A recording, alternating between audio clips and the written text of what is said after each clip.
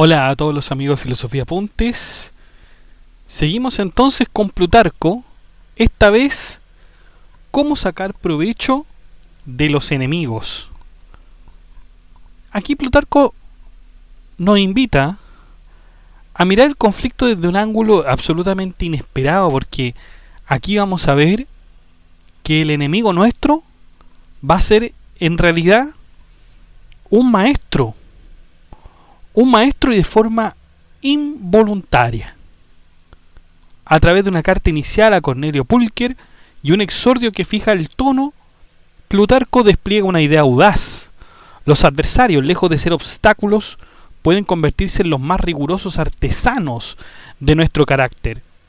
Sus críticas nos fuerzan a la sobriedad, sus ataques nos exigen control y su vigilancia constante nos obliga a vivir con mayor virtud que nunca. Por lo tanto, esta obra, que está alimentada por ecos cínicos y peripatéticos, Plutarco muestra que los enemigos en realidad son espejos severos, capaces de revelar nuestros defectos y templar nuestro ánimo mejor que muchos amigos. Convertir la hostilidad en ocasión de excelencia es la sorprendente lección que nos va a dar Plutarco. Así que, sin más dilación, vamos allá.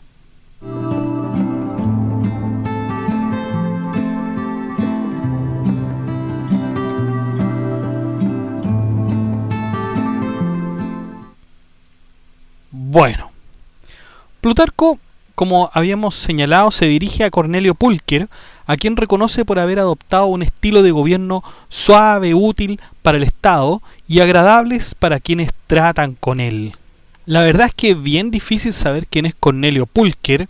Por ahí uno podría decir que es Claudio Pulcro, pero Cornelio Pulcher quizá es un poco difícil de identificar. Pero en fin, nos dice Plutarco que sin embargo incluso un político moderado no puede escapar a la enemistad.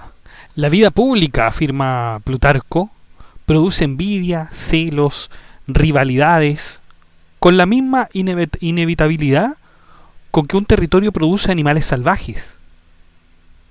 Hay una anécdota de Quilón, de hecho, que preguntaba si quien dice no tener enemigos carece también de amigos. Y claro, señala ahí Plutarco que la enemistad es un fenómeno social ligado inseparablemente a la amistad y a la participación activa en la comunidad. Sobre la base de esto, entonces, Plutarco recurre a Jenofonte, quien enseñaba que el hombre inteligente sabe sacar provecho incluso de los enemigos. Entonces, aquí empezamos realmente el tratado. Después de estas reflexiones con Jenofonte, vamos a ver que en el tratado, que es un compendio de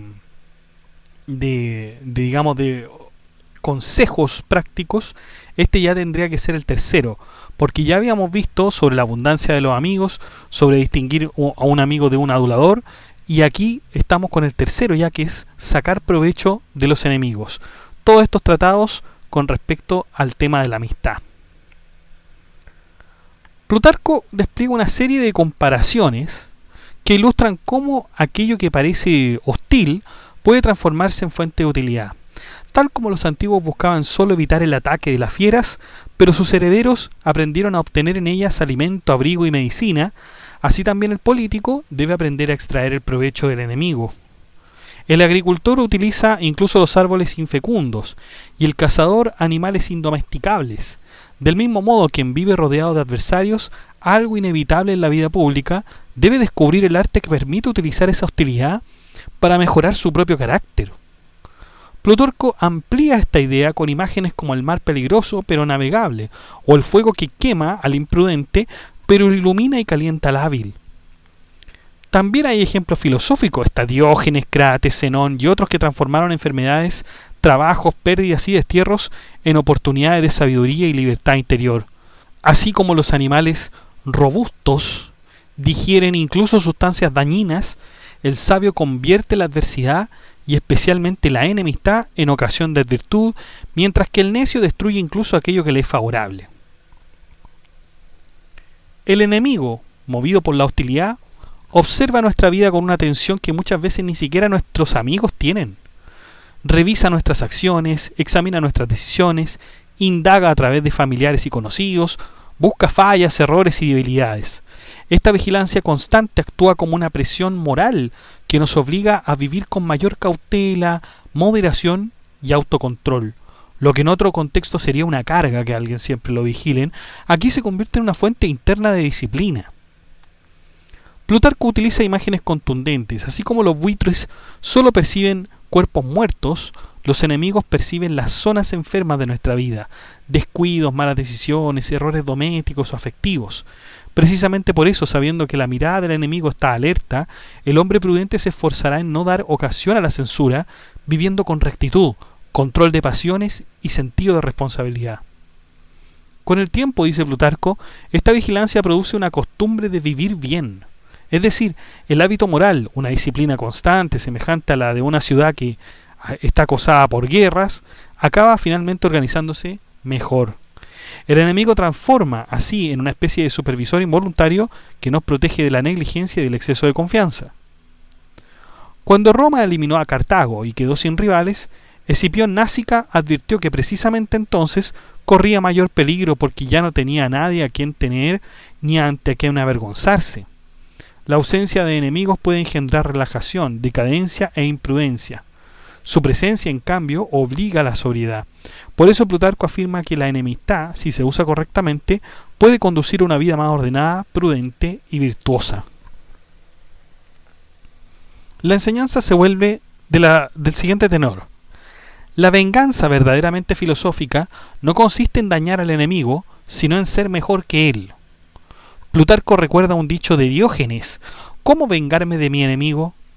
Siendo bueno y honrado. Esa es la forma en que tenemos que vengarnos de nuestro enemigo. Y esto resume en realidad toda la estrategia moral de este capítulo, ¿no? Porque la virtud es la forma más eficaz de superar al adversario. El enemigo sufre cuando ve prosperar al rival, cuando observa que vive con rectitud, es respetado y admirado. No puede soportar perder en la comparación moral. Así la virtud del sujeto es el arma más hiriente para quien lo odia, porque lo derrota en aquello que él mismo considera superior.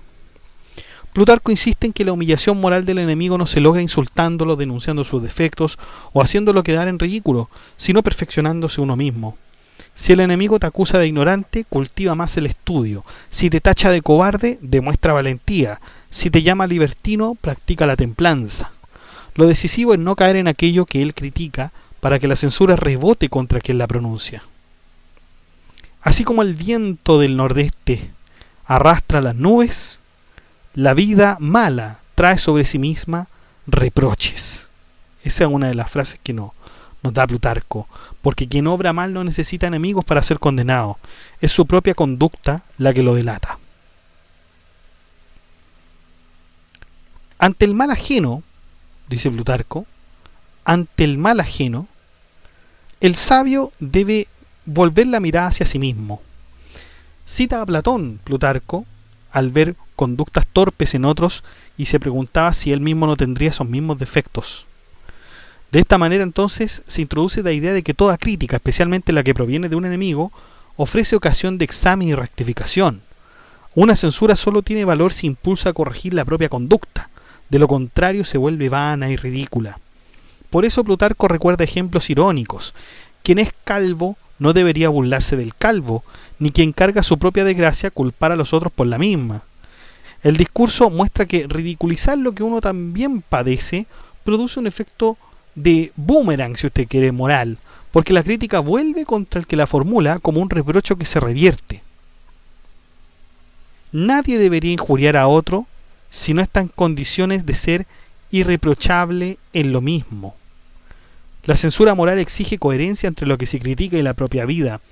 Por eso afirma que el mandato nocete ipsus, que ya habíamos visto en otros tratados, es decir, conócete a ti mismo, que era la sentencia que estaba en el oráculo de Delfos, alcanza su máxima exigencia en la crítica a otros, para no oír contra sí aquello mismo que pronuncia contra el prójimo. Por lo tanto, suéltase la lengua contra su voluntad. O sea, a veces la lengua se vuelve contra la misma voluntad de uno, cuando se dirige contra los demás. Eso lo dijo Sócrates, de acuerdo con Plutarco. Así el enemigo, al acusar, obliga al sujeto a preguntarse si su reproche no señala indirectamente su propio defecto. La censura ajena se vuelve entonces espejo. Plutarco, de hecho, critica a quienes, al ser acusados, no examinan si la censura es justa, sino que buscan atacar a quien censura. Ambos terminan cubiertos de polvo moral, ensuciándose mutuamente. El sabio, por el contrario, puede purificarse de la falta señalada, incluso si la crítica es exagerada o injusta, porque una acusación falsa puede, no obstante, indicar la apariencia de un defecto, y por ello invita a examinar si existe una falta parecida o próxima. Plutarco aporta ejemplos históricos de sospechas infundadas que sin embargo tenían una causa aparente: el peinado de las Cedes, el gesto de Pompeyo, la relación de Craso con una vestal. Y claro, todas estas historias corresponden justamente a acusaciones falsas. Cuando habla de Plutarco de las Cedes era un espartano cuyo peinado fue usado como prueba de carácter. En una cultura como la lacedemonia, donde la austeridad y la mesura eran normas visibles, cualquier desviación externa, es decir, el lujo, la afectación o la rareza, se leía como señal de corrupción interna. La acusación es débil, pero es plausible. Transforma una apariencia en un juicio ético. Cuando habla Plutarco del gesto de Pompeyo, claro, el enemigo observa un gesto corporal, que era una mirada, una sonrisa, una inclinación, y lo sobrecarga de intención. En el caso de Pompeyo, que como ustedes sabrán es una figura pública permanente en la antigua Roma, el gesto se interpreta como soberbia, desprecio o ambición. Y con respecto a Craso con una vestal, hay una calumnia que apela a un tabú sagrado. Marco Licinio Craso fue vinculado con una vestal, es decir, con el miembro de las vírgenes vestales, lo que de ser cierto implicaría impureza religiosa y crimen. Y aunque la razón no estuviera probada, y Plutarco sugiere móviles económicos más que eróticos, la mera insinuación bastaba para manchar el honor. Entonces, incluso acusaciones falsas permiten descubrir comportamientos imprudentes, apariencias dañinas o señales ambiguas. Hasta la sospecha injusta puede servir para corregir actitudes. Continúa desarrollando la idea de que incluso la mentira o la acusación injusta pueden servir para nuestro bien si aprendemos a examinarlas correctamente. La actitud natural sería despreciar la calumnia por ser falsa. Sin embargo, Plutarco recomienda preguntarse qué apariencia, gesto, relación o costumbre pudo dar ocasión a esa sospecha. La clave está en averiguar si existe algo en nuestra conducta que, sin ser un vicio real, se parezca demasiado a él y permita la interpretación maliciosa. Aún una acusación infundada se convierte así en señal de vigilancia sobre uno mismo. Plutarco apoya esta tesis en varios ejemplos. La cita de Mérope, según la cual el destino convierte el dolor en sabiduría, expresa la idea de que la adversidad, en este caso la enemistad, puede enseñar incluso. Hay una anécdota de Hierón que muestra cómo incluso un defecto evidente puede ser ignorado por los más cercanos, mientras que el enemigo lo percibe inmediatamente. El amor ciega y el odio observa. De este modo el enemigo funciona como un maestro involuntario que detecta aspectos de nuestra vida que los próximos no ven. La hostilidad ajena se convierte paradójicamente en fuente de autoconocimiento si es recibida con humildad y prudencia. Ahora Plutarco traslada todo esto al ámbito emocional. Porque la lengua, dice Plutarco, es difícil de gobernar porque está ligada a pasiones fuertes como la cólera. Por eso una palabra impulsiva puede acarrear graves consecuencias tanto humanas como divinas. Frente a la injuria, el impulso natural es responder, pero Plutarco propone lo contrario: cállese. El silencio no solo evita conflictos mayores, sino que constituye un ejercicio ético que fortalece el alma. Manejar la ira ante los enemigos entrena el ánimo para convivir sin violencia con los cercanos, el cónyuge, los amigos, los padres. La virtud consiste en contener la reacción inmediata que busca devolver el golpe. Por lo tanto, el enemigo sirve como un gimnasio. Si logras soportar al adversario que te insulta, con mayor razón serás capaz de tolerar las molestias de la vida cotidiana. La enemistad entonces es un ejercicio de autocontrol y preparación para las relaciones humanas más difíciles. Debemos demostrar, dice Plutarco, mayor magnanimidad y honradez frente a los enemigos que frente a los amigos. La razón es simple: hacer bien al amigo es esperado y relativamente fácil, pero hacer el bien al enemigo, cuando está necesitado, revela verdadera grandeza moral. Incluso renunciar a una oportunidad de venganza constituye una victoria ética más alta que la represalia. Plutarco ejemplifica esta enseñanza con casos históricos. César, al restaurar las estatuas de Pompeyo, no solo honró al rival caído, sino que engrandeció su propia fama. El gesto noble hacia el adversario repercute en beneficio propio. Quien aprende a alabar justamente a sus enemigos estará mucho más lejos de sentir celos o resentimiento cuando vea prosperar a uno de sus amigos o familiares. La enemistad contiene pasiones peligrosas, odio, envidia, rencor, que, si no son controladas, se arraigan y contaminan todas las relaciones, incluso las cercanas. Por eso Plutarco advierte que comportarse con astucia, engaño o malicia solo contra los enemigos es peligroso. Estas prácticas, si se convierten en hábito, terminan aplicándose también contra los amigos. Así, el enemigo sirve como ocasión para extirpar esas pasiones y transformarlas en virtud, en ser generoso, justo, tener altura de ánimo. De hecho, hay una anécdota de Escauro, nos dice Plutarco, que devuelve al esclavo espía a su amo. Lo estaban espiando y él devuelve el esclavo espía íntegramente a su amo. O la conducta de Catón, que no aprovechaba la información obtenida por medios ilícitos. Aquí se muestra que estos hombres tuvieron la entereza, la justicia frente al enemigo que prepara la justicia frente al amigo. La excelencia moral entonces con el adversario purifica la conducta completa. Hay una utilidad también psicológica, si podríamos llamar, que es canalizar la rivalidad y la envidia hacia un objeto positivo. La naturaleza humana, dice, produce inevitablemente celos y competitividad. Estas pasiones, si no encuentran una salida adecuada, pueden dirigirse peligrosamente contra amigos, familiares o colegas. Tener un enemigo visible permite desviar esas pulsiones lejos de las relaciones cercanas, exactamente como los antiguos recomendaban dejar a algunos adversarios en la ciudad para evitar conflictos internos. Pero Plutarco no se queda en esto. Propone transformar la rivalidad en una emulación, porque en lugar de resentirse por los éxitos del enemigo, hay que preguntarse por qué los obtiene, qué cualidades o esfuerzos lo han llevado a triunfar e intentar superarlo en diligencia, inteligencia o laboriosidad. Hay una referencia a Temístocles, donde la victoria de Milcíades no lo martirizaba por envidia, sino que lo impulsaba a superarse. La envidia improductiva, es decir, sentirse mal por el éxito ajeno sin hacer nada, es absolutamente inútil y corrosiva. En cambio, la rivalidad activa convierte al enemigo en estímulo para la excelencia. Así Plutarco culmina el argumento: la enemistad, si se usa con sabiduría, no solo disciplina la vida moral, sino que despierta un deseo de perfección personal, que al final beneficia al propio carácter y a la larga a la ciudad. Incluso cuando los enemigos obtienen poder por medios indignos, como la adulación en palacio, la corrupción, la compra de voluntades, maniobras políticas, eso no debería provocarnos irritación, sino casi alivio, porque nos ofrece la oportunidad de contrastar nuestra conducta con la suya. Mientras ellos ascienden por intrigas, nosotros podemos sostener una vida limpia, libre y honesta, recordando que, según Platón, ninguna riqueza se compara con la virtud. También recupera a Solón para insistir en la idea esencial: la excelencia moral nunca se cambia por privilegios materiales ni honores conseguidos a través del vicio.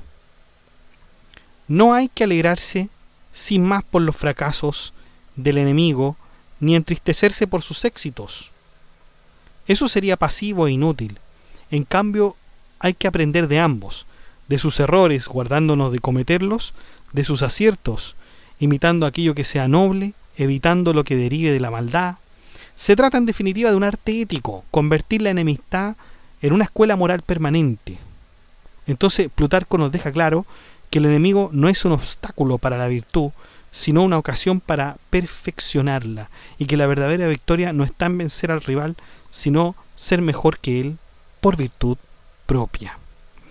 Y así entonces, muchachos, terminamos este tratado, cómo sacar provecho de los enemigos. ¿Tiene enemigos usted? ¿Tiene una persona que lo está vigilando constantemente, esperando ahí que usted se equivoque? Bueno, el enemigo hace eso, el enemigo provoca. Si usted reacciona con ira, le va a dar a usted victoria. Entonces Plutarco insiste en que la respuesta medida es ya una forma de superioridad. O sea que Plutarco nos sigue hablando de lo que él considera como virtuoso, el autocontrol. No caer entonces en los ataques del enemigo, saber callar cuando el silencio a veces es más elocuente que la réplica, y uno dice, oiga, pero el silencio quiere decir que uno está aceptando lo que dice la otra parte. No, fíjense, no es así. Hay gente que dice, es que el silencio otorga. El silencio no otorga nada, estimados. El silencio no otorga absolutamente nada. Le voy a dar un ejemplo. Si yo estoy en clase, soy el profesor, y le estoy pasando una materia difícil a mis alumnos, y les pregunto, ¿entendieron? Y nadie dice nada. ¿Puedo sacar como conclusión que entendieron efectivamente? Claro que no.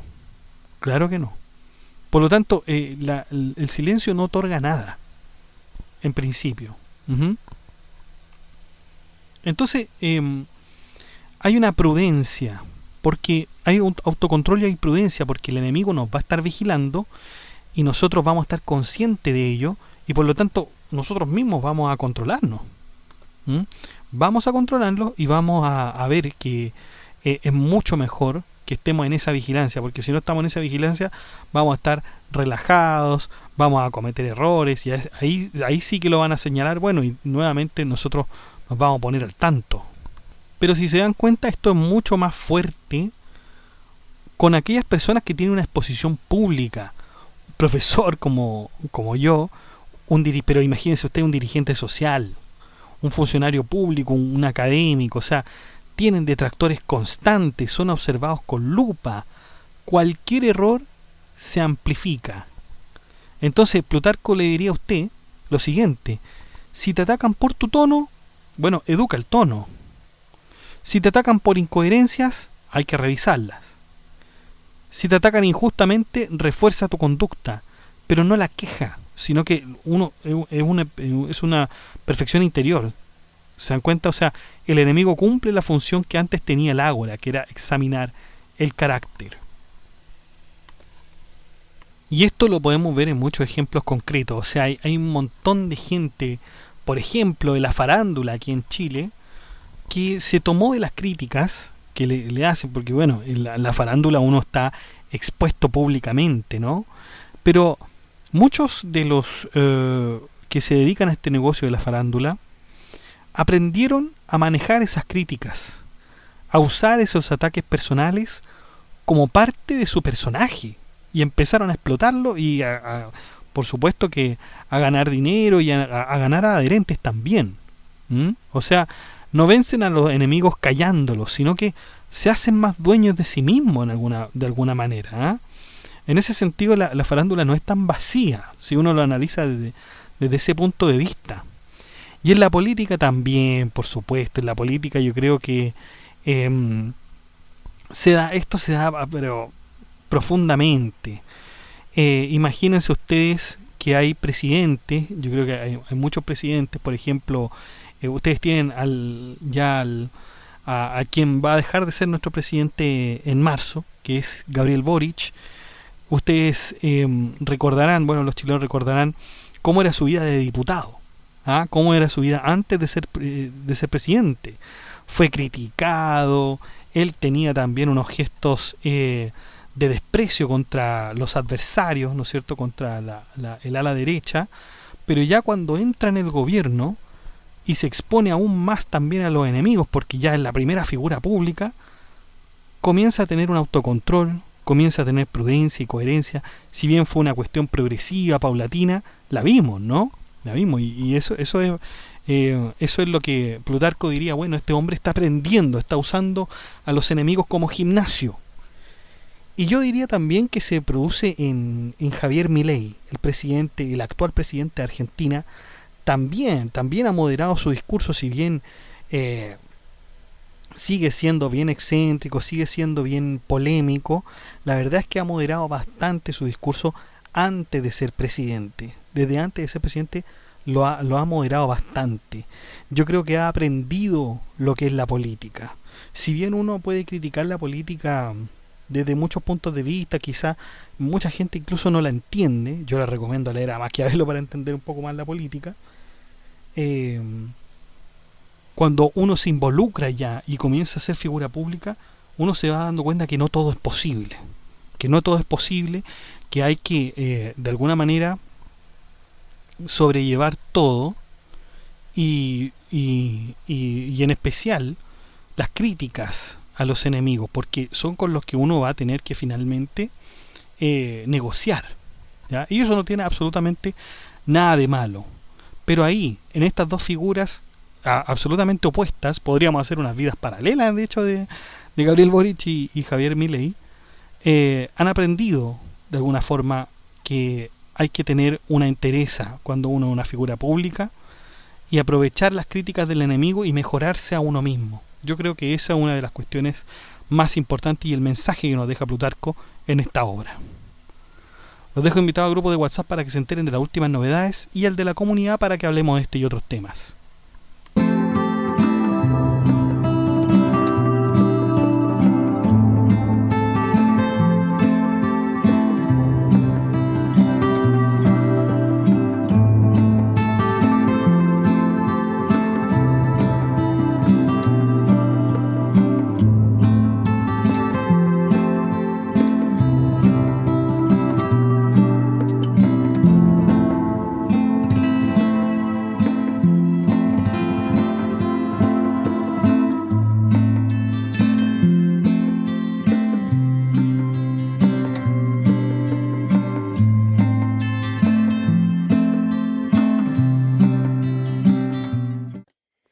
Bueno chicos, y eso ha sido todo. Muchas gracias por escuchar este podcast. Si le ha gustado, de like, comente, comparta, suscríbase, acceda al blog que está en la descripción del video, haga soporte en PayPal y en Patreon.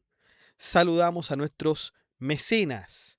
En primer lugar, a Diego, que es el mecenas nivel Lorenzo de Medici. Muchas gracias, Diego. Su apoyo permite seleccionar y hacer posible el episodio destacado de este mes. Además, su participación no solo respalda este trabajo, sino que también orienta el rumbo de nuestras investigaciones. Así que muchas gracias, Diego. Agradecemos también a nuestro mecenas medieval, que es Gab Welther.